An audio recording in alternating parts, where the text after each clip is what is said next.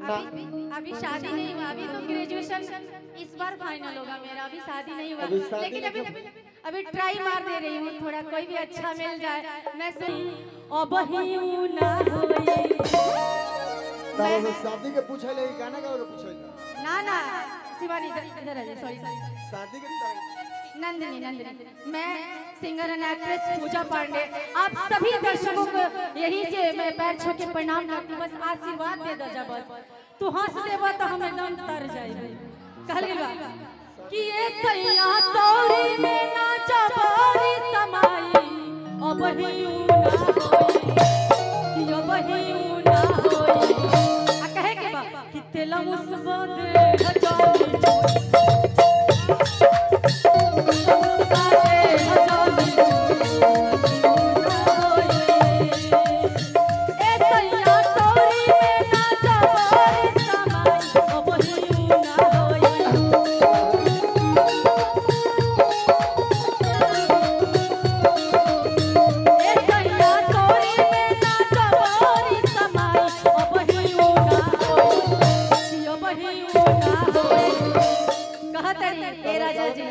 अभी बाल बच्चा भइल बा, अभी लगले ना बबुआ 1 महीना के भइल हो। अरे तरकावे के नंबर अभी नहीं खेलिए, क्या बताओ।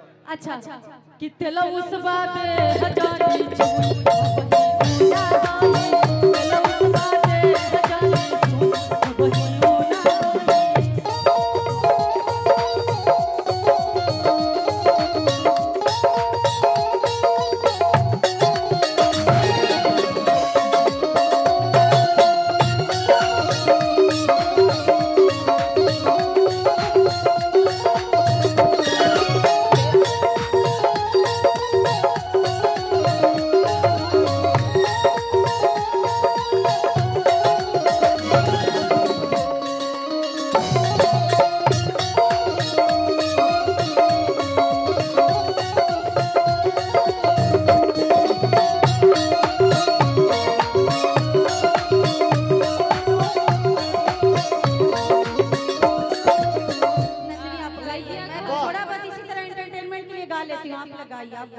और लड़कियां कह दिया कि थोड़े देर में बाबूजी तो आए जाए खाए, आ हमारे पयामा जी तो लगे है चिल्लाए।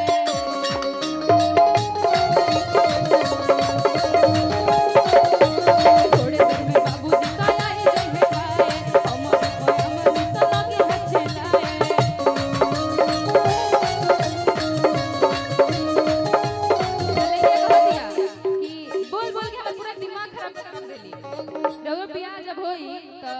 कंडीशन होई कि अरे खोपड़ी खराब हो तो कोई दिल्ली बोलो, खोपड़ी खराब हो तो कोई दिल्ली बोलो। तेल तो बोलो आधी रोटी बनी गोल गोल, तेल तो बोलो आधी रोटी बनी गोल गोल।